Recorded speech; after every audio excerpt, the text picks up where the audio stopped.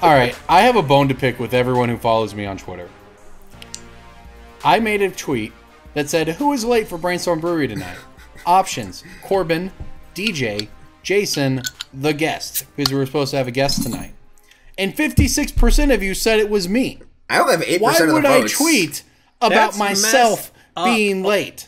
Only 56% of you thought it was Corbin. That should be way higher. Those are rookie numbers. You got to punch up those numbers. Why would I tweet about myself being late? It's a false flag operation. I wouldn't do late that all the time. That's absurd. Why would I tweet that? It was the guest.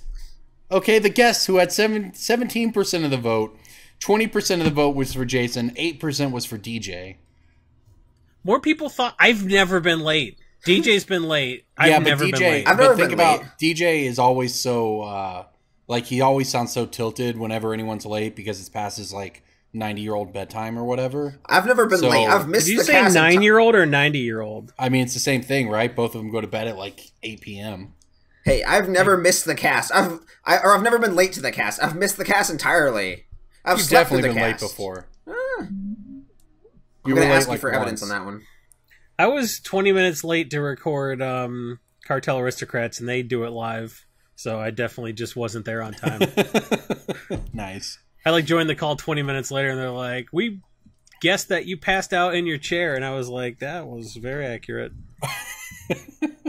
Anyways, everybody, welcome back to Brainstorm Brewery. That's our clever open since our original show notes say intro. We have a guest, but we don't have a guest, so you're stuck with us this week. This is not going to be a very good episode. Our clever open was a very, very insensitive joke that's going to be after hours. But that can't be after. That was the after hours is 30 seconds long. Worth it. Anyways, this is going to be a great episode because I took a nap tonight after waking up at 2 p.m. I've got a beer in this beautiful Brainstorm Brewery glass. We know Jason has a beer because it's a day that ends in a Y.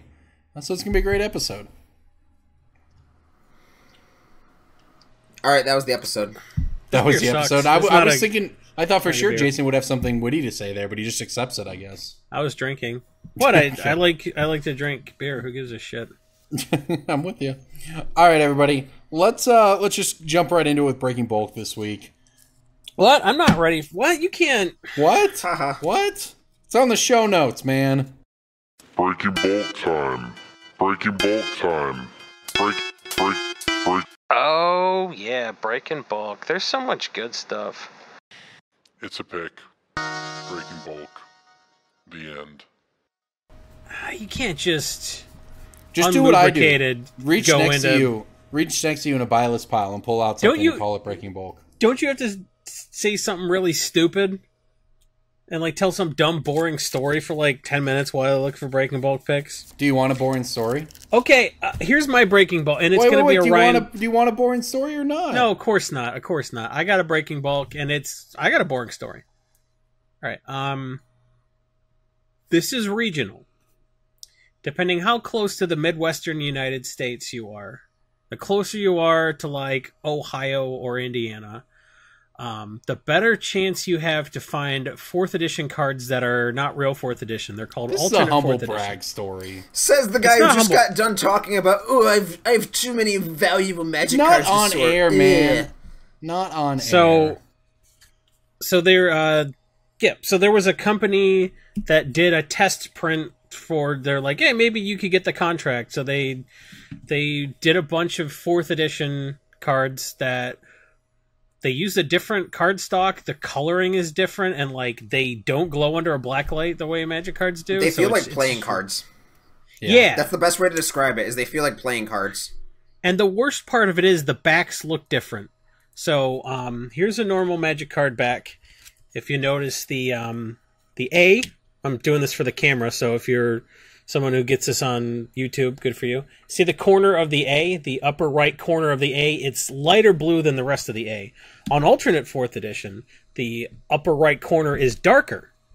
The backs are different. They they couldn't use the card, so they're like, just destroy everything. If you're not watching Jason's camera right now while you're merging into traffic, not a true fan. You're doing it wrong. That's right. Your phone should be up on the dash and you should be like, oh, look at that A. But I feel like I described it well. The A is darker. It looks different. You look at the back of a regular Magic card, the top right corner of the A is a lighter blue. It's true. There's also good photos of this online if you Google it. Yeah. Sure.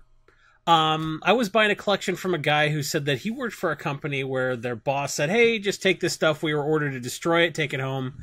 And I bought this guy's collection, and I had just all kind of good alt forth. Nothing insane. No Birds of Paradise. No Mana Vault. But I did get a couple land taxes and a Wrath of God. And some other people in town sold me some other alt forth stuff because they know I like it. Shout out to Carter Hatfield from Perfect Storm Games for selling me a Sylvan library. So it's around. And if you go to a place that has a lot of 4th edition, why not just flip the cards over and check the backs? Thumb through real fast and just check the corner of the A's. Every time I go somewhere that has 4th edition, I just flip the cards over and I just rifle through the back real quick. And we've gone as far away as like Minnesota. And as far south as like Tennessee, and I found alt 4th in stores.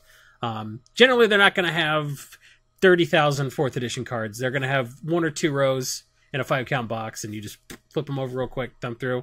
I bought some bulk from my LGS. I had a bunch of alt 4 basic lands in with the regular 4th edition. So that's a breaking bulk. That stuff does not cost the same as regular 4th edition bulk. Well, that's the crazy thing about alt 4th that kind of proves that Magic players, everything in this game, and we've talked about this before, everything in this game is collectible and everything has a value. And nothing probably proves that better than alt 4th basic lands. It's no summer. And the thing about alt 4th is it looks the same on the front, so it's not like super pimp. Like the back looks different, but the front, like my land tax, that dude's pimp hat is purple AF. Like it's a way pimper pimp hat, but I play with a land tax and a sleeve, no one can tell. I'm like, that's alt 4th, and 3 people are like, no, and one person's like, what's alt 4th? And the other people are like, don't get him started. Yeah, so, the one guy at the table with the battle bond foil is feeling morally superior to you while you're just seething. Yeah. So it's not like summer. When summer's not like a summer forest is $300 or whatever, and like no one gives a shit either. So it's kind of lame. But yeah, the summer's the other one where like the one fancy pants guy is playing with his legacy deck with all summer basics. He sits down from a guy who's been playing since Theros, and he's like, "Why are you using revised lands?" The guy just has an aneurysm. Well, here's the thing. This is what I've started doing to make sure everyone knows, right? When I'm playing Commander with people, there's no better way, and we know Commander is very much about politics, about tilting people and playing the table, right? So what I found is the best way to do it is to announce every card that you play. So when you play that stupid white border alt 4th land, you say, I'm placing a alternate 4th edition Plains into play. Okay. That's how you do it. You do that with every card. When you have a judge promo, when you have a foil, you have to let people know that it's a set foil, whatever. Yeah. And you just keep doing this, and it will tilt people, and it's fun. Oh, my Gonti deck tilts the hell out of people. I gotta start. Well, your Gonti deck should tilt people. Yeah, I play that deck unsleeved, and I'm gonna go like Alpha Swamp, tap 2, Alpha Animate Dead. I'm playing a scratched up Alpha Swamp with a bent corner, tapping it for a black mana. Yeah, it's perfect. When I don't offer people to cut my deck, I offer them to bridge it. That's pretty good. So that's my breaking bulk is don't go to a place that has 4th edition bulk and not pick through it. Just flip the cards over, thumb through the back real fast, just look at the corner of every A. You can do it pretty quickly. You can do it faster if you have a black light, but then everyone will see all the stains on your shirt and know how you live. So maybe maybe keep the black light away from your life and just do the corner of the A trick. There have not been more times than not when I dig through 4th, I find alt 4th. And sometimes it's something cool like Animate Dead or like Orcish which is Flame, cool, and sometimes it's a land. It's whatever. We don't have any of that here, right? Like I've never come across alt 4th, and I know what to look for. Well, it was ordered to be destroyed, so it was Right. like, well, let me just take some to Oklahoma. Like, it's a regional thing for sure. All right, I've got one for you guys. I've got a card that was originally printed in Time Spiral. It's been reprinted a lot since. I assume you'll get this pretty quickly. Think twice. It is not Think Twice. It's green. Green uncommon from Time Spiral. Search for Tomorrow. Wow, no. That was common. Might of Old Crosa. Nope. That hasn't been reprinted, has it? It's in has. Modern Masters 2017. This Croson the Grip? card I'm talking No, I about said has might been have, I reprinted. said a Might of Old Crosa, but yeah, Croson Grip is the other third guess. It is Croson Grip. Yeah, so What? Croson Grip. Yeah, That's the like $2, $3. Yeah, but the interesting part about it is that it hasn't been that way forever. I remember a couple years ago, right after the big hash of reprints on it, right? It was in Modern Masters. It was in Commander 2015. And all the way up through last year, the card was under $1. It was, 50, 60 cents, a great breaking bulk. Now it's interesting. We've sort of hit that. The card's always been insane in Commander. For those who don't know, it's a 3-mana naturalized, but it has split second, right? So it's the top Sensei's Divining top. Yeah. But also it turns out it kills everything else with no response allowed. It's great. But it's actually been climbing quite a bit recently. I mean, I honestly considered maybe making it a pick of the week, but I'm going It was reprinted this year. Yes, in the Commander Anthology, which has done nothing to slow the rise of the price on it. Which is good. That's what they wanted, right? They're like, hey, this is about card availability, and they got more copies in people's hands without impacting the price. Yeah. That's what they said they wanted. The only cards that the anthology affects are like the really high dollar ones like Kalia and Atraxa and Fiery Confluence.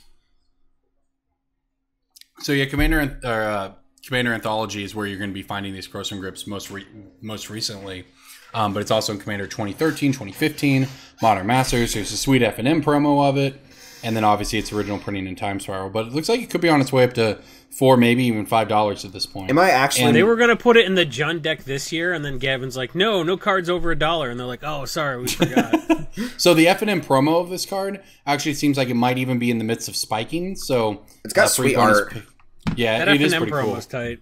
Yeah, so nice bonus pick of the week for you here. That the F&M promo Croson Grip looks like it's about to jump from $6 up, and I imagine it probably settles around 10. Well, it's sold out on Card Kingdom, so you probably have to buy from a smaller site. Am I actually putting Card that... Shark, stuff like that. Like, anytime TCG player sells their 20 copies, everyone like, the internet's sold out! And then you just go on Card Shark and buy it for what the price was 2 months ago. I mean, funny story, TCG player doesn't have too many in stock either, so yeah. Wouldn't be surprised to see this thing jump up to $10 pretty soon. That would be just fine by me. Am I actually putting in that giant paragraph about Alt Fourth into the spreadsheet for you, Jason? Or did you have a breaking bulk? Just say Alt Fourth and then tell them to listen to the podcast instead of just looking at the spreadsheet like a dipshit. Alright. Wow. Get him. Hostile. Take All right, that one DJ. guy on Reddit that said he just checks the spreadsheet. DJ, what do you He's got? paying us money to not listen to our podcast. I never thought that would piss me off. I should That feel pisses like you off? I'm winning. in. His money's in our pocket. I should feel like I'm winning, but I'm like, How much money do I have to pay to not listen to you guys every week? oh, good one, Corbin. Why don't you just show up 20 minutes later than normal, and then the podcast will be over? Podcast can't start till I'm here. All right, DJ, go Podcast ahead. can't start until a petulant 2-year-old gets a 4th bedtime story. That's about right, actually. Yeah. Alright. I meant DJ. Invasion Blue Uncommon. Phantasmal thing? No, that No. was audit. That was Plane Shift. Dream Thrush. No. I don't know that I know invasion cards. Was it the thing that has domain? No. Blue is it a creature or a spell? It is a spell, and it is almost $1 TCG player. Invasion Blue Price. Uncommon spell. Never- Is it? Opt was common, I know that. Never been reprinted. Man, I had a lot of Invasion. It's not Fact or Fiction, that's been reprinted. I'm out of cards I know from the set. I named Dream Thrush, and I still can't come up with it. I'm going deep. It is a sorcery. It costs 2 mana. Yeah, it costs. Oh, jeez. Okay. It cantrips. I know. I'm stumped. Manipulate Fate. Oh, it's not even a good card, really. No, it's not. It's 1 in a blue sorcery. Search your library for 3 cards, remove them from the game, shuffle your library, draw a card. It's Weird. spiked recently over the past 2 years. I mean, spiked as in gradual climb from 30 cents to 80 cents. I'm looking at it now. It's like it's up to almost $1 now. Yeah, it's just a very, very obscure card that nobody's ever. Is this casual? I think no. I think I've seen it talked about before, 5 years ago for a legacy it's in the deck. food chain deck. Yeah, it's played in the legacy food chain deck. That's no, why. it's not. Yes, it is. The deck that won something most recently, the most recent food chain Griffin deck that top 8'd was running 3 copies of Manipulate Fate main. Interesting. I did see this. Huh. When was that? Because this thing spiked in 2017. Yeah, the most recent. That might have synced up with. That might have actually the synced printing up of with, that. They got the new Griffin, the artifact guy that you can play. Well, it's not an artifact; it's an Eldrazi, but okay, the colorless thing, yeah. So that was I don't know. Okay, I'm looking here. Together. I see a list playing Manipulate Fate in April 2016 that went 5-0 in a Magic Online League. Maybe that's it. Hey man. Saffron Olive has never gone 5-0, and he can spike cards. So I think he's probably gone 5-0 once or twice. Buddy. Never in his life. So Law of Averages says he would go 5-0. He's actually a pretty good player. So yeah, You're just saying that 'cause he was your teammate. It's very hard to again. It's a very hard card to buy list. I think Card Kingdom only pays nickels or dimes on it right now, if I'm remembering correctly. And if you throw them on Card your Kingdom's selling it for 40 cents, so they're not going to pay more than of course, because it's just a hard card to sell. If you throw it in a TCG store, it's kind of a hard sell, but it's just a card you don't want to miss. It's just a good card to know. It's also an $18 foil because of Legacy. Because also the thing, this is something I do a lot when I'm buy listing to Card Kingdom is sometimes I pull something that's clearly a pick. I mean, we'll say something like Manipulate Fate, a similar sort of thing where it's a 80-cent retail card, and they're paying a nickel on it. Okay, well, that's fine. I just throw it back in a box, and I find it again in 2 months, and I look at it again. Or 17 months from now because you whine and bitch about not picking your own bulk. Because he's spending too much time in the politics channel of our Discord server. That's true. If you would like to tilt Corbin and make him talk politics for 2 hours instead of sorting cards, go to patreon.com/Brainstorm Brewery and give us for as little as $1 a month, which works out to 20 or 25 cents an episode. You can join our Discord channel and then go to the politics channel, and you can severely tilt Corbin and then leave. That's what I did last night. That is what Jason did. That's true. I opened up that channel. I made the post equivalent of a fart in an elevator, and then I left. And then Corbin spent all night angrily debating people. That is, I mean, yeah, that's not even an exaggeration. That's what happened. That's what I did, and that was how I spent. I have 2 hours. I took 2 hours of your life. The one resource you can't get back. The most precious resource. I mean, I'd like to say that's the worst use of 2 hours I've ever had, but it's not. Just like in The Princess Bride with that machine that stole time from your. I just cranked it a little bit. Just cranked it, and I stole 2 hours of your life. So that's the kind of stuff I do. So yeah. Corbin doesn't have time to sort cards because he spends so much time on the Discord channel. So if you're worried hey, those guys got a Discord channel, but it's supposedly going to be a bunch of nerds that have their own memes, that's not true. That is all true, of us waste hours and hours there. So you can... Anyways, all right. So I want to hit you guys with this. This was a story going around. I'm going to not name any names here because I'm not going to spread... unsubstantiated rumors or claims or any of that sort of stuff. But there is, I think, value to discussing this. If you are sent a card by a major retailer, whether that's, a big store or a marketplace, say, eBay, TCG Player like thing, right? Those are sort of the main avenues that people get their cards online. It's either from an individual store or from a marketplace. And you get sent a card that you believe to be a counterfeit. That this is obviously a really, really hard situation because a store is never going to want to admit that a counterfeit got through their team and then sold, right? Likewise, if you're dealing with somebody on a marketplace, a lot of the people selling on the marketplaces are not giant stores. They're sort of people working out of their house, sort of like all of us do, right, to that extent. And you have to also consider it from the seller perspective. Running a sort of reverse counterfeit scam is probably the easiest thing you can possibly do. All you have to do is buy a real, say, Liliana the Veil, replace it with a counterfeit, and say, hey, they sent me a counterfeit. Here's pictures of it. You screwed me, blah, blah, blah. And that Great, seller has now no we're way going to have a bunch of people doing that. Well, yeah, because everyone our was like- podcast is so influential. Yeah, because this was so clever. Right, I really broke it here with my deep insights as to how to scam everybody. Crap like this is why I wasn't selling nice duels on eBay, because you sell a nice duel on eBay and someone's like, you said this was near mint, and you sent me a scratched up duel, and it wasn't even counterfeits. They would just send you a jacked up duel back, and then you couldn't prove that you sent a good one. So like that was a scam people were running too. I mean, people do this, right? And as a seller, you have to worry about that. But also as a buyer, right? It does happen that people do make mistakes and do send out counterfeits, and it's just so hard to deal with on both sides. So I just wanted to throw this out there to you guys. There's been some discussion about it recently. What can you do on either end of that equation to try and protect yourself? Abolish the reserve list. Try again. Well, you could not order from that large retailer and support a small business by going on Twitter and oh my god. No, I'm kidding. But... JJ, beep that out. That's serious. Definitely beep it out.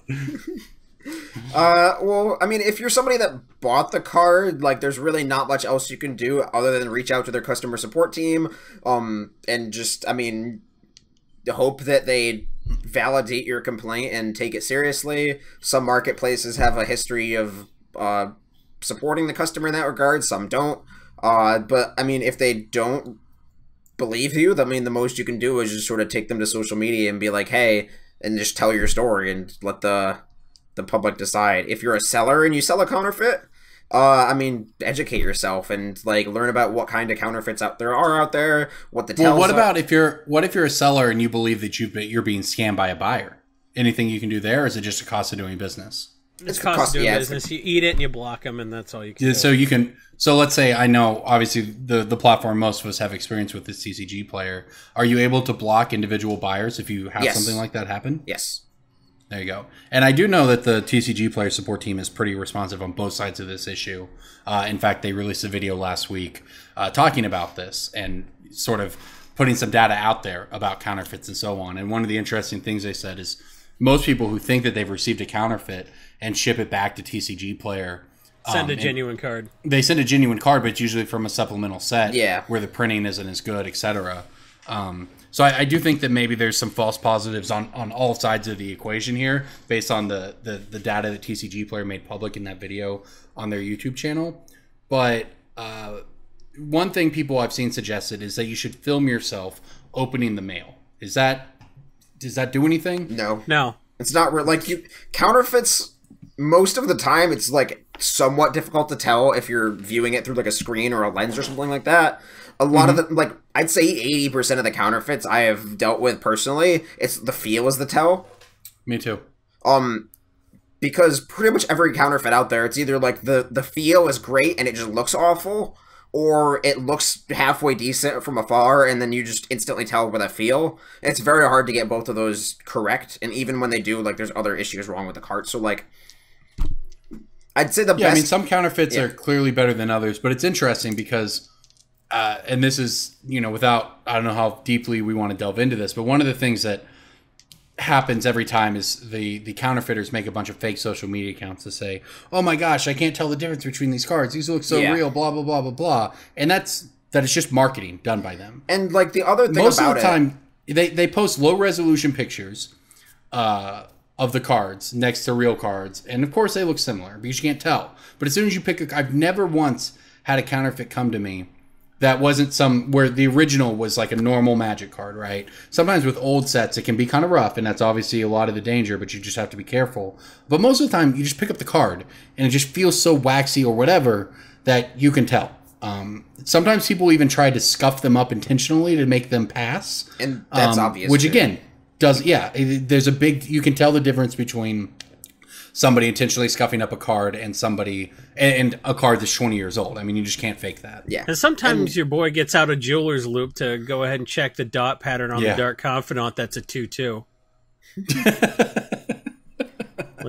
Sometimes it's... And, I mean, I know the counterfeit discussion got brought up in a big way recently. Number one, thanks to the person that got DQ'd from GP Providence in the side event at the PTQ, and then number two, because of the MTG Goldfish article regarding counterfeits, which was very good. It was a good article. And I just want to say that, like, as somebody who was working at GP Providence, I saw the counterfeits that got the player DQ'd.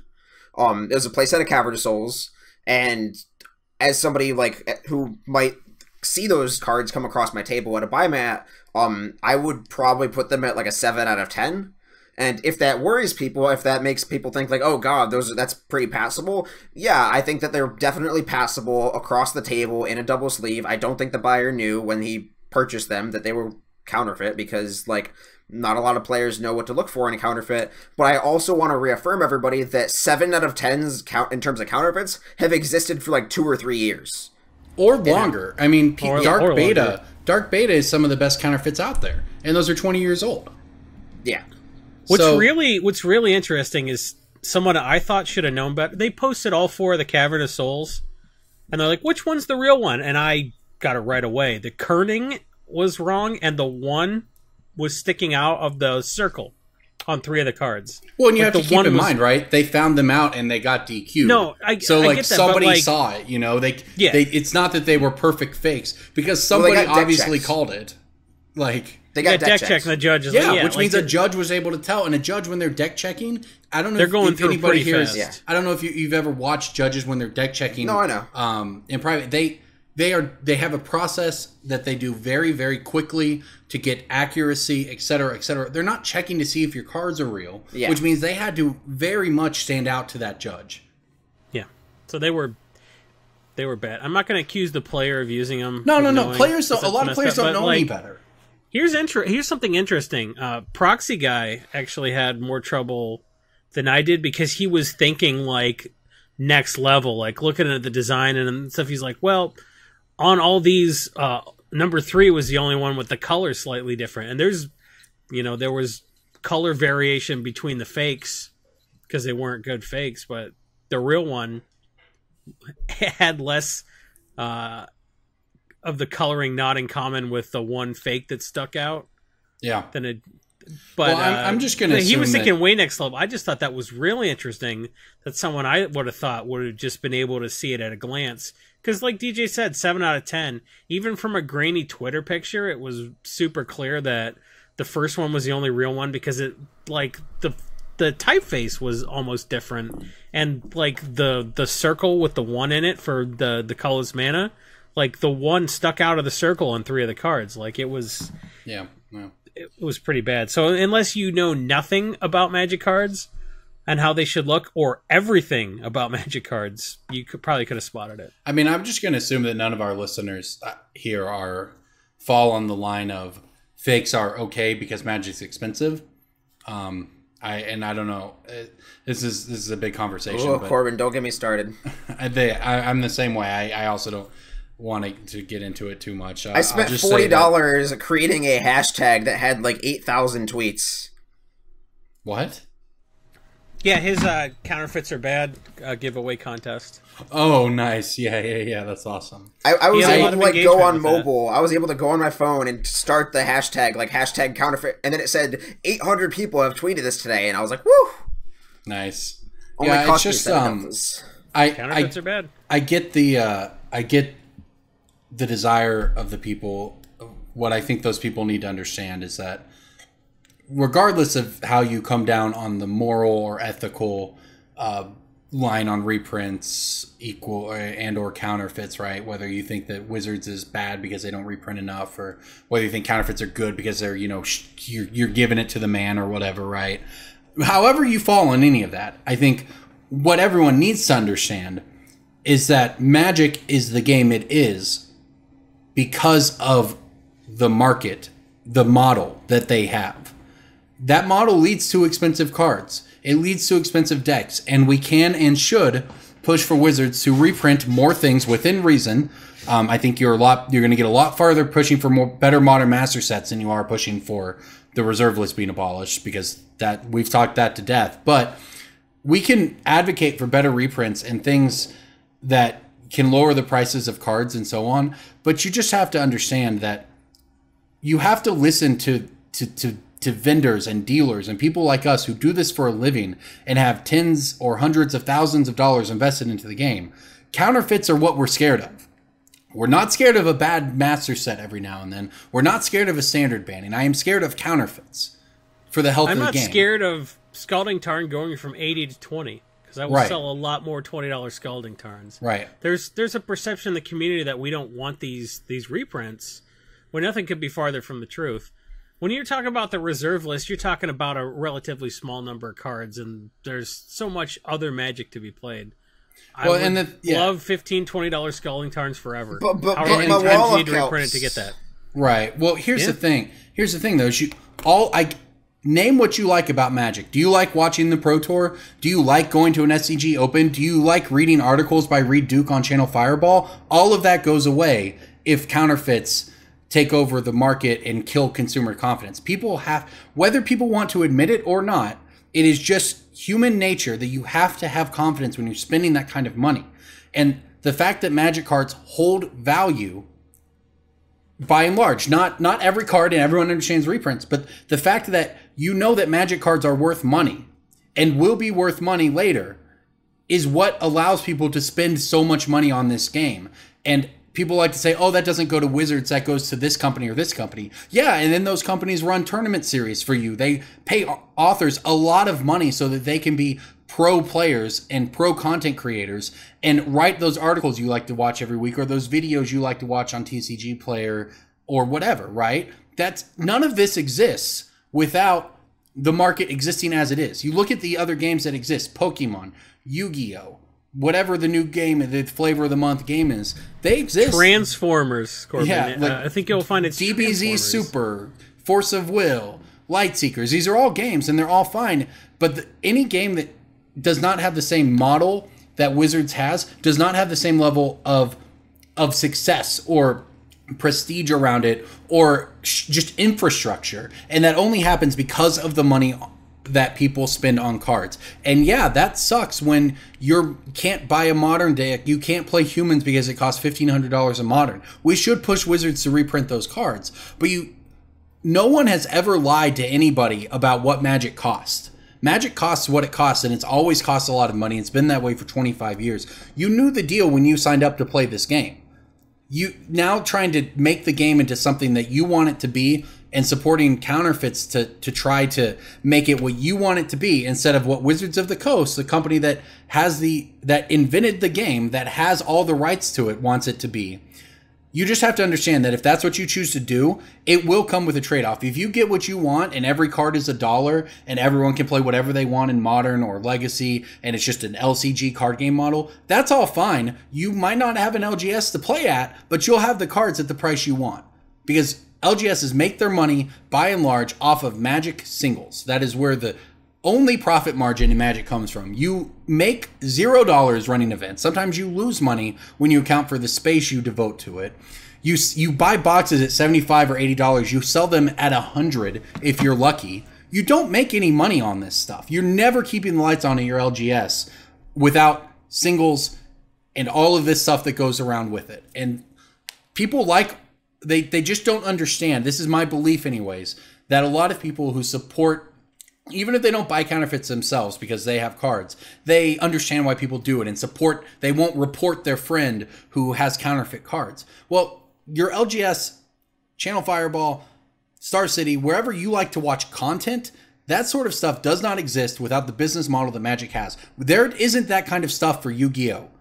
Like, it just doesn't exist. TCG Player has a Yu-Gi-Oh! Section. There's not that much content on it. It's not a big deal. There's not videos produced of it every week because the market is so crazy because of the way Konami reprints cards all the time, right? They have the opposite of Wizards where something will be expensive, then they reprint it, it gets really cheap, and that's great for the player that now gets their cheap card. But guess what? There's no secondary market because there's no confidence in the product, and people just have to understand that because they don't have the reserve list. There are a lot of bad things about how expensive Magic is, but it also comes with some really tangible benefits that all of us participate and take part in. And I just want people, if you're gonna, if you're the kind of person who wants to buy counterfeits or not report people who buy counterfeits, etc., I'm not going to sit here and preach to you. You're an adult who can make your own decisions. What I want you to do, him for 10 minutes, man. I want you to understand the ramifications of the decision. That's all. That's the rant. And what a rant it was. Sorry, man. I feel like you're mostly preaching to the choir with a lot of our listeners. I think so to an extent. I think some of our listeners / former podcast co-hosts could use a little bit of a refresher on why it's important to maintain the model. I think that there's a lot of people who don't participate in the counterfeit market, but who sort of say, I get it why people do, and then are willing to sort of let it slide. And that's dangerous. I just think people that want really good counterfeits for their cube or whatever, they don't want to spend the money, but they want people to think they spent the money. Yeah, they want a card that looks good. You can't have it both ways. That's what's so weird to me. Why not just print it off? Print it off. Get the proxy guy to do it for you. Yeah. The proxy guy's shit looks better than the real thing. That's just such a crazy argument to me, because it's, if you want something that look good for your cube, like I mean, we're not saying the options are not either buy a counterfeit card from China or write on the back of a mountain. You know, like, you can get something that looks perfectly reasonable, but also will not pass as a real card. People don't want that. They want it to look like they spent the money, but they don't want to spend the money, and you can't have it both ways. You just can't. All right, DJ, let's hit these emails, man. Are we sure? Is this horse dead? I mean, I don't think we've done any conversation like that in dozens of episodes, if not 100 or more. No, I know. Whew. All right, so here's the start of a little email. It's from Vicky. Vicky Knower. They titled it $20 Patron, so read my email, and it's been a month and like 5 weeks or so I'll let it slide. Should I buy Arcane Artisan at $3? I just don't know. Jason liked it during the set review. Hey, Brew Crew, thanks for the podcast. Even though DJ is the only one who actually puts effort into it, and even then, all he ever picks are 5-cent cards that no one can profit on without a dump truck full of cards. Speaking of dump, congrats on your sponsorship. May it and any more scat-filled references keep the money rolling in. I was looking at Guiltleaf Palace recently and noticed it looks close to popping. No near-mint LP copies in the first page of TCG Player. Card Kingdom is paying a 14 while TCG Market's 17, and it has a pretty good plateau for a while. Am I reading this correctly? Different thought. What's the reprint risk on this? The Commander product coming out is a Jund Lands deck, but a $20 land might be too much value. This is way more than a month old, dog. No, it's July 18th. Well, it was a great pick on July 18th. Yeah, you were right. No, wait till I get to the end of the email. Oh, Jesus. Conversely, all the HP damage copies on TCG are sitting at around $11, so it would probably drop quite a bit. What are all y'all's thoughts on this? By the way, I'm not actually a patron yet, but I wanted to see if you'd pay attention enough to notice. Thanks, Vicky. Oh, shit. Yeah. I'm glad we didn't read your email, That's why Vicky. I waited. That's DJ. Way to exercise your power, man. That was good work, buddy. We could have told you in July that, Guiltleaf Palace was definitely a good pickup. The reprint risk in the Jund deck was very super low. duper minimal. So, interesting. On July 18th, that card was, let's see here, looks to be like it was about $17 market. It's now $20 market, and it seems to actually be in the midst of a jump. This might be a reaction to Elvish Clan Caller in M19, kind of giving. I don't even know how much it added to the deck. It made the deck marginally better. It was something to reignite interest in the modern deck. I would say that in general, the reprint risk on these lands is medium, right? Like Wanderwine Hub's worth money, Guildleaf Palace is worth a lot of money, but the others in that cycle aren't worth any money, so it makes it kind of awkward for them to reprint. But it's a kind of thing that it could... It's actually interesting because now that it's this expensive, it becomes harder to throw in like a dual deck elves versus whatever, you know. It's like a master set rare at that point, but then again, the argument for not putting it in is that they usually reserve the master's slot rares for stuff like Grove of the Burn Willows and Horizon Canopy, where there's a lot more demand rather than like a niche elf deck. Well, they did throw a whole cycle of the filter lands in there, and that felt real bad. It felt really bad to have that many rare slots dedicated to crappy lands that are $25 just because it was in a set that like they just didn't print enough of. Did it feel that bad though? They're still worth money, right? They're like the 4s to 5s. I think the red-blue one's like 6 or 7. Yeah, the red-blue one's $750, $650 market. Yeah. So on a $10 booster, yeah, it doesn't feel good. Yeah, it's better than a lot of the others in that set, right? I think that... it's no $9 Tree of Redemption, that's for sure. I think Guildleaf Palace is... I guess if you need yours, get them now before they hit 30, but it's not a card that I'd want to sit on for a long period of time. Yes. I agree. Okay, next question. Cast question, Commander's Arsenal from Brian Vander You'd. God, it's embarrassing, man. What are you doing? We've had this guy. We've pronounced his name before. Then we decided it was like Vander Yegd or something. I don't know. He never corrected us. Hey, Brew Crew, wanted to get your opinion on why Wizards has not created a Commander's Arsenal-esque supplemental product yet. I mean, I don't know. With how much of their newer player dual decks and niche FTV supplemental products have struggled, I am failing to see a reason they haven't brought back an iteration of this. Wizard staff constantly write about how difficult it is to fit reprints and sets due to theme, draft, or rarity concerns. There is a growing list of EDH cards only played in EDH that are almost impossible to reprint in sets due to these constrictions. I feel a $40 15-card product with difficult to reprint cards like Rhystic Study, Send Triplets, or Command Beacon would be an easy seller to both newer and more experienced players and fill a gap in the winter that has traditionally had poor supplemental product. What do you guys think would make for a successful return to this product? Thanks. This email was sent like almost a month ago. Well, exactly what you said would be great. I don't know why they don't do it. Well, they're like, Commander's Arsenal, it's like $100. If we want people to spend $100, we want them to get 4 decks. So we're going to do the Commander's Arsenal. That's what is at that price point. They did it. Commander and Plane Chase Anthologies. They did it, and then they stopped doing it. And if there's one thing we know about Wizards of the Coast as a company, is that if something works, they will do it to death. That's how you get iconic masters.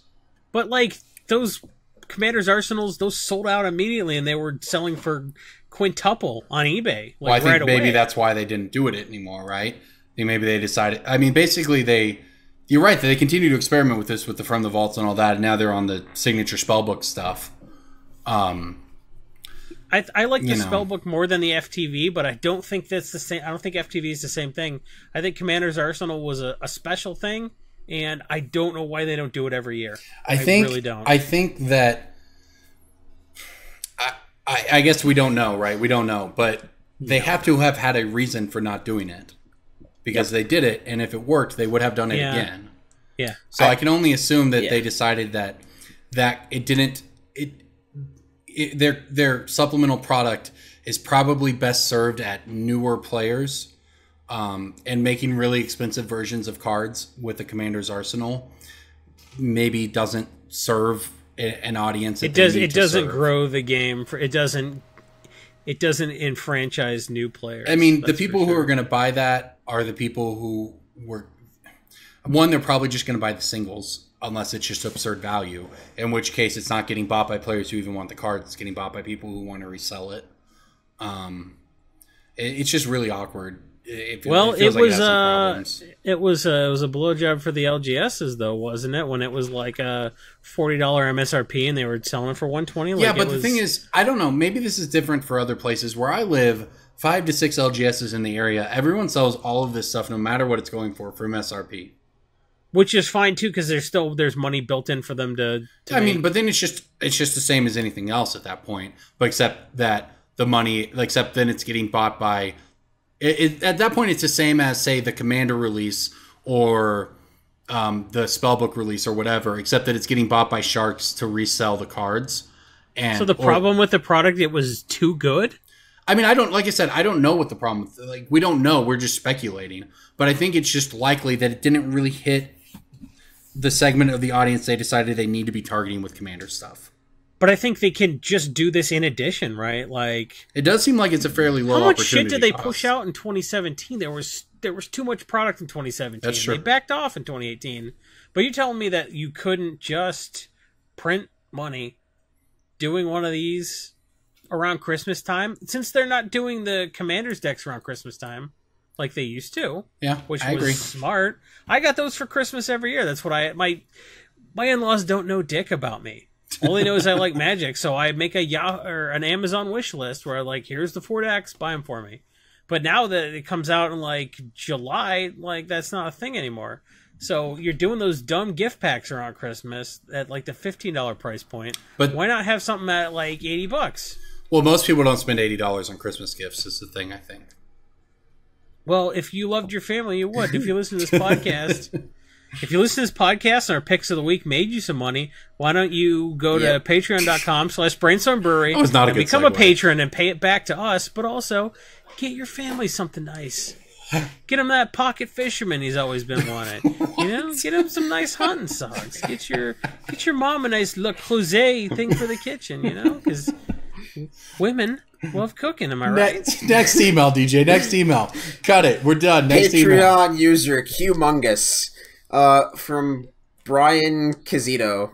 Hey guys, this is Q from Discord, fellow Patreon user known as... He says like that's a dude we know. Hey guys, it's Q. I never post.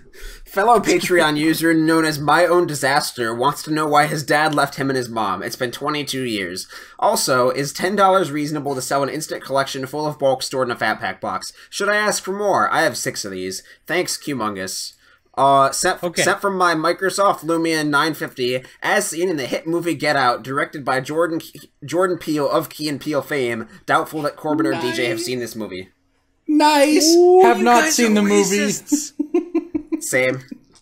That was an awesome sign I saw it in the theaters. You two belong in the sunken place.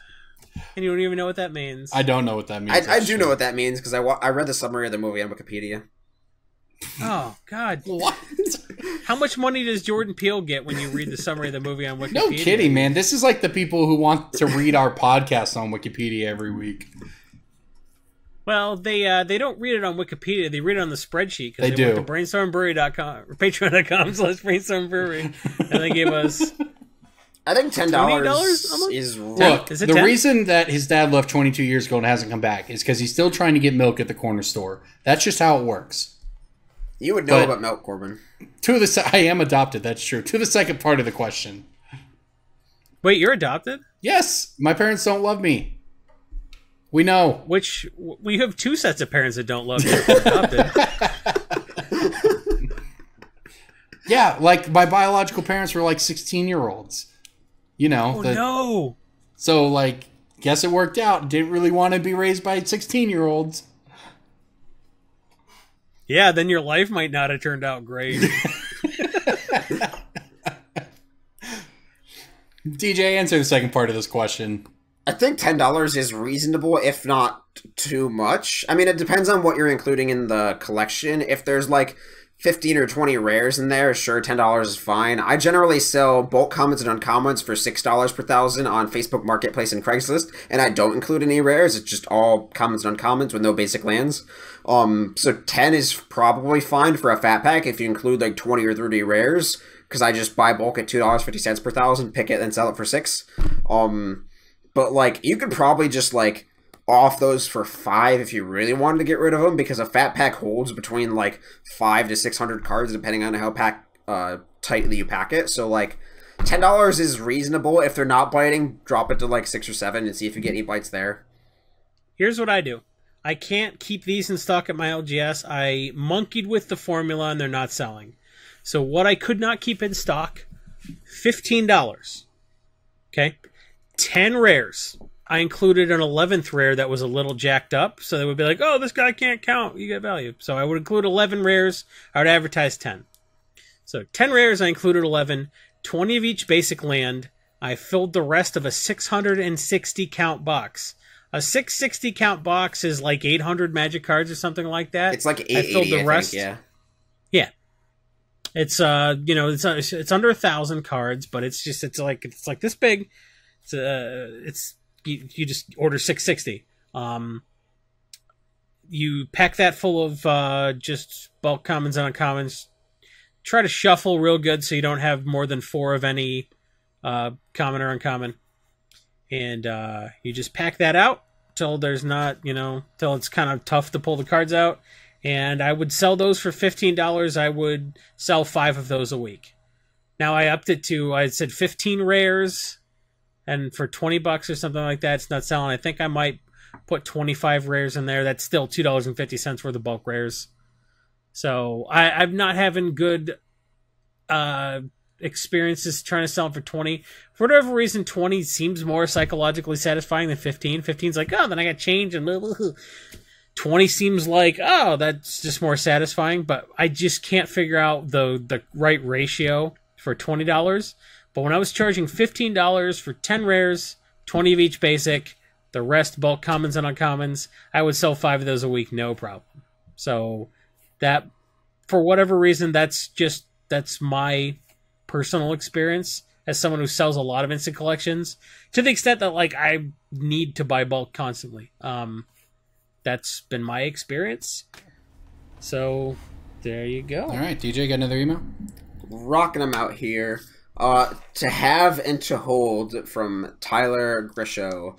Hey crew, I hope Jason is drinking another Michigan brew. He should try some beer from Bad Brewing in Mason. They're pretty nice with like 4 eyes.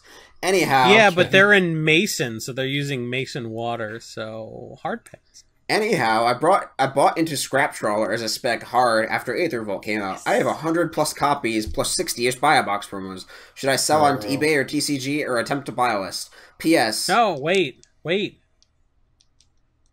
For when? What? For when they go up more because the card's insane? I agree it's insane, and it's not gone up much right now, right? What's it at? It's like $1. It's in the KCI. It's in the KCI deck. The card's at like $1.50, right? Well, the reprint risk seems pretty low. It seems lowish. Yeah, I agree. If you like 5x'd on, the thing is, if you 5x'd on those, if you bought in at like 20 cents or 50 cents or whatever, and now they're $1.50, I think you just get out now if you can just make like a decent chunk of money and just out all the copies, because the ban risk on the KCI deck is also relatively high. Yeah, I agree. Well, Scrap Trawler's got some EDH relevance, but I think a lot of the sexiness is coming from Modern. So yeah, if they ban any part of that deck, Trawler goes down with the ship. So that's a good point. If you want to lock in your gains, I might just buy list them. TCG player might be a little tough to out 100 copies. Yeah, it's especially at that low of a price point. It depends obviously all of this depends on what you got in on it at, but considering that the market price on the card was 20 cents a year ago, yeah, if you can get $1 for him now, that's great. If you can get 50 cents for him now, you're probably still making money. I caught a lot of shit from people for saying that I really like that card, and I thought I had a lot of potential. And the card's insane. I mean, still love it. But here's the thing. Here's what Scrap Trawler doesn't have going for it. The fact there's a buy box promo, a set foil, the regular copy. It was in a huge set that had just like millions of copies of every. Well, it was an Aether Revolt at least, so yeah, there was less of it. It was a second set, but yeah, but it's still Aether Revolt. That was a real Kaladesh block, sold real well. So there's just a million copies of Scrap Trawler out there, but it's a good card, and I don't know. I endured a lot of shit from some naysayers, and I'm feeling real vindicated about that. But the card hasn't gone up enough for me to really spike it in the end zone. I'll say this: I'm kind of like I'm holding. But Card Kingdom is buying the buy box promo for $1.70. Yeah, I shipped them they like are 10. buying up to 79 of them. Sell 79 of them to Card Kingdom right now. Go to town. Yeah, I sold them like 10 this week in my weekly buy list cart just because they were paying basically retail on it. Yeah, that's very high. They're paying 72 cents right now on the regular, and they'll take them all. So if you want to take 72 cents for them, if you got in at 30 or 40 cents each, I mean, you're going to make a non-zero amount of money if you have 100 of them. It's not going to be a lot. But if you got in it depends how you picked them up, right? Maybe you just took all of them out of your people's binders at your LGS and you paid essentially nothing for them. Then, yeah, you're going to make a whole bunch of money. So But I would why definitely is Card Kingdom paying retail? Definitely paying retail because they think that there's money in paying retail because they think the new retail next month. No, it's because they sell higher. it at like probably like 2 or 3. Their current sell price is just like higher than their buy price. It's not that they're gambling. I think that anytime the buy list price goes up, that's dealer confidence. They are selling the but a lot of it is just an algorithm. The buy a box. They're selling the buy a box promo for $3, $2.99. They're out of stock, Jason. That's why. Oh. It's just it's all an algorithm, right? They're out of stock, therefore the buy price up to 70% or whatever. Well, the buy a box promo is ugly as shit anyway. It is kind of ugly. It looks like the robots from that. You remember that? No, they made that Return to Oz no, I don't movie. Remember that? What movie? Oh yeah, that's a good point. Return to Oz, like Fairuza Balk was in that movie. It was like the sequel to Wizard of Oz in the '80s, but it was dark as like all. It was really scary nobody knows shit, what you're talking about. and everything looked all jacked up. The scrap trawler, the Buy-A-Box, looks like it was from that crazy. Is that the Return movie to with Oz the monkey and the actor, the new one? Is that what you're talking about? What? No, not the James Franco James one. Franco. Is that the James Franco one? Did James Franco make the movie in the 80s, Corbin? I don't know, man. No, man. James Franco was still squinting at his mother. I don't know how old James Franco is. Ugh. It's true. You don't know how old James Franco is. How old is James Franco? Tell me right now. I don't know. 28? Okay, I'm going to 39? check. That's going to be really unsettling if you're correct. He's between 28 and 39. I know that. Wrong. He's 40. James Franco's 40? Born April 19th, 1978. No. See? See? What's he doing taking classes at NYU like he's a real person? He's like, I'm just here for classes. I just fell asleep, but I'm James Franco. How can you even tell if he's sleeping? Like, he's always squinting. That's true. Okay. Jason's old. Jason's old. I love it. I wish James Franco would cut his arm off for real in 127 hours. Oh, yeah. Well, you don't like James Franco? Who likes James Franco? Dude, I watched that movie, The Interview, the North Korea movie. It was funny. Oh, my God. You probably like Jeff Dunham, don't you? What's that? I like it when that puppet said the N-word. That was great. Oh, Jeff no, Dunham's I actually know what that is. I hate that. Look, James Franco has a movie coming out in 2019 called Naya Legend of the Golden Dolphin. Naya. Think that's the magic movie? I think LSV's kid is in it. Yeah, right. It's got a very odd cover. It's literally a golden dolphin. This is good. I'm glad I managed to derail us this much. If this were the Discord channel that you can access by going to patreon.com/Brainstorm Brewery, I would say some dumb shit about James Franco and get Corbin on a tangent. Then I'd leave and he would waste 2 hours. That's true. This is why Corbin hasn't pulled his ugly scrap drawlers out of his unsorted bulk. They probably are some, yeah. Anyways, all right, let's do pick of the week. We're running out of time here. Who wants to go first? Whoa, is that a thing we're doing? Yes, Jason, we'll that is save the thing these we other do on this 4 podcast. emails from next week. Pick of the week, pick of the week, pick of the week. Time for the pick of the week. All right, Maybe. I'll go first. I've lost to this card multiple times recently in Commander, and therefore I think it's a great pick. Plus, the market price has been climbing up to meet the retail price. Tempt with Discovery from Commander 2016 and Commander 2013. How do you lose? You only lose to that card when other people are idiots and agree to the tempt. I always agree. Correct. He plays with idiots. Why would you agree? I want to land. Because he wants That's why you're losing, dog. you idiot. He'd say no. DJ, it's a very tempting offer, man. I don't know what to tell you. I like the red temp when everyone says, I want some goblins, and then I perforos everyone for 20. Corbin's playing like a 1v1 game, and Corbin says yes, then they get Dark Depths Thespian stage. He's like, I don't know what happened. That's not... Look, man, here's the thing. It's really good. Usually, like, what if you have one half of Cabal Coffers or board, and you can go get the other half? The reprint risk on that card is pretty high, and I would say that if they were reprinting cards in Commander decks that were worth more than $1, which I guess they're never doing again. Next year, the decks will be $50, and it'll all be a bunch of 25-cent rares. I mean, but, it's been for printed. now, It's been printed twice, so it's not impossible for it to be reprinted again. That it was, said, the last time was 2016, right? yes. Yes. I mean, In that the, said, it Gay shrugged Dudes off deck. that reprint In the Blacklist deck? Yeah, it was in in the- the Dudes deck. in the The last gated- year really? and in the last year and a half. It's climbed from $2 to $5. So I do like it at Okay, $5 based on the trend. I this like year. it at $2, which is why I said that in an article 2 years ago. I'm but sure. hey, Yeah, sure. I agree, but it's why don't still you just good. read all my old articles for your picks, Corbin? Yep, that's how I do it. That's my secret. Squandered resources at 25 cents. Oh, it's $25. All right, what do you guys got? I got one. Speaking of squandered resources, here's a card that I like for the Jund deck. I swear to God, if you take my pick. Oh, I think I'm going to take DJ's pick. This will be good. Last week I said Lotus Cobra. This week I'm going to say Ob Nixilis the Fallen. Okay, good. I didn't take yours. Damn. What does Ob Nixilis the Fallen do?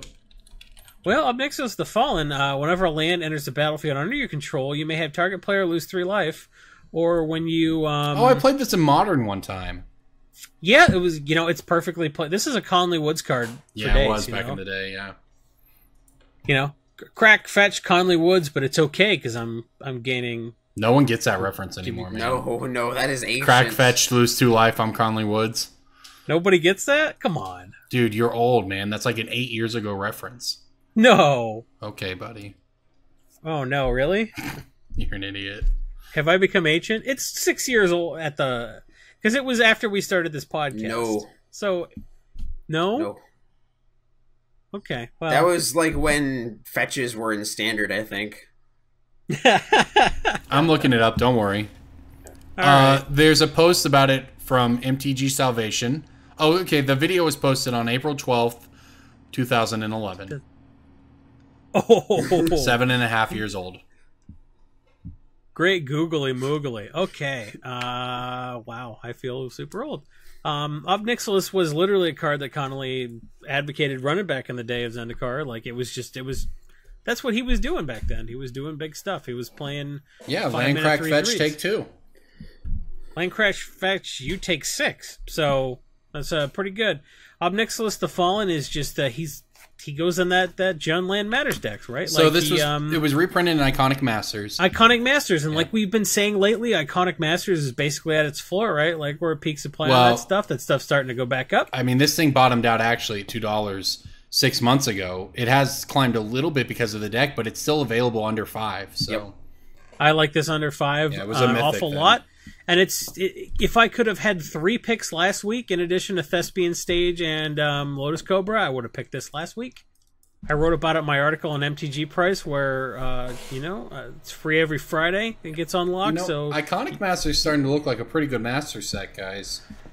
that's what I said. We all said that at the time. Everyone's We've like, talked about this before. Yeah, Free redemption. Blah, blah. that's 25. Yeah. I don't care. Do you think I care what people who shit on the master set say? Like, oh, look, the value went down and all this stuff. It always goes back up. If you get a 15 $2 cards austere over the price command, of a pack. take out a second mortgage and buy $2 austere commands. Are you kidding? Like, what are you doing? 15 cards more than cost of a pack in Iconic Masters right now. Many of which are rares. The most expensive card is Horizon Campaign. It's $60 and it's a rare. Yeah. Yeah, it's good value. Masters 25, we'll see where it's at in a few months, but Iconic Masters held up pretty well. Iconic Master, yeah, like that stuff sits. It's got all kinds of. climbing. It's got great $5 to $10 cards too, like Primetime, Kiki Jiki, Sarah Ascendant, Oblivion Stone, Lotus Cobra. Yeah, That's a great set, and when that stuff gets cheap, my God, just buy, just trade your standard crap all for right. Sarah So Ascendant, yeah, right? Like All this right. was a slam dunk, and like you can still get these under 5. It's not quite buying them at 2, but this was always going to happen. So just lock in those gains. all right, DJ, what do you got? I almost thought Jason was going to take my pick, but my pick is also predicated on the Jund Lands Matter deck. It is a Oh, card. can I try to guess? Yeah, sure, go for it. I'm not going to try to guess. I used to have a 5-color Lands Matter deck based around Child of Alara, and Oh, yeah, you did. that was a lot of fun, Great. and then I took it up. What? Yeah, you did. Yeah, you did. You had that deck. You had that dirty deck. You played that against me. I did. It was It was really dirty. And Let me see if I can guess. okay, it's a red card. Is it red, only red? Yep. Oh, so it's not Boborigmos. Nope. I kind of thought I might have been Bobo. It is literally the only Seismic Assault. Yep. I was gonna say it's literally the only That was going to be my pick of the week. I had in that. I looked at that. I looked at that card for my pick of the week. So I did almost take your pick. Yeah. It's just like one of the best win conditions for that deck. Because I had this deck built like 3 or 4 years ago, and I just took it apart a year or 2 ago. But one of the best win conditions was like you'd Seismic Assault after you trade roots to your entire board back to your own hand, or you'd like draw a bunch of cards and do something wacky and Seismic Assault them. And then it got really busted when the Gitrog monsters printed. You just like machine gun them a lot, because then all your lands are free shocks that draw you a card, and it's great. This is a good pick, DJ. Yeah, my Child of Lara deck ran 61 lands, I think it was at the time. Jesus. Yeah. I played against Lord Windgrace, this deck, for the first time the other day, and it had a lot of lands, and Seismic Assault, last printing was in freaking 10th edition. Yep. Forever ago. His 4 printings, so people are like, it's got 4 printings. Those printings are irrelevant. Exodus 7, 8th, 10th, it's not even like, and it's been pressed up recently. It was a $2 card for forever, and now it's this will be a $5 card. It's already like 4-ish on TCG. Yeah, it spiked last year to 10, settled down to about 4, but it's starting to climb up closer to 5, so DJ's right. Why did it spike? Was it some Swans bullshit or something? Yes. Probably. In fact, that looks very much like the day that Saffron Olive released the Seismic Swans video. Oh, but we're the ones manipulating prices, right? To be fair, I actually released a Seismic Swans video on the same day. We accidentally released the same deck on the same day. Oh, twinsies! Anyways, I like this pick, DJ. It started to climb from 4 to 5, and it looks like it's probably going to pop back up to 10 on the second. Well, now I regret not scooping him because, boy, you didn't say anything nice about my pick, despite it being a really good pick. He did. Okay. Upset. Kind of upset that you're a little bit more. Yeah, that's lauding his pick a little bit more. Yeah, this does seem like a thing you'd be petty enough to get upset by. You know, I try real hard. I provide quality picks for our listeners. I gave them a lesson in card evaluation. I'm like, hey, I didn't even know Alt Fourth was a thing, but it doesn't matter how hard I try. DJ, get my sloppy seconds, gets all the praise, and I'm a little bit sick of it. And on that note, everybody, that's the podcast. Write us an email. Lie about being a patron. That was pretty good, actually. I like that. It won't work out for you. It won't work out. DJ's got that eagle eye. He was ready. We won't read your email till it's too late. If you're not a patron, it might just end up in the 6 years later folder. That's true. It might actually just get kicked to the FTV emails folder. By then, it'll be signature spellbook folder. From the vault. That's true. Yeah. Thanks for listening, everybody. This is another successful episode of Brainstorm Brewery. I've been your main host, Jason Ault. I've been joined by my co-host, Corbin Hostler, and my guest, Douglas Johnson. Thank you so much for tuning in.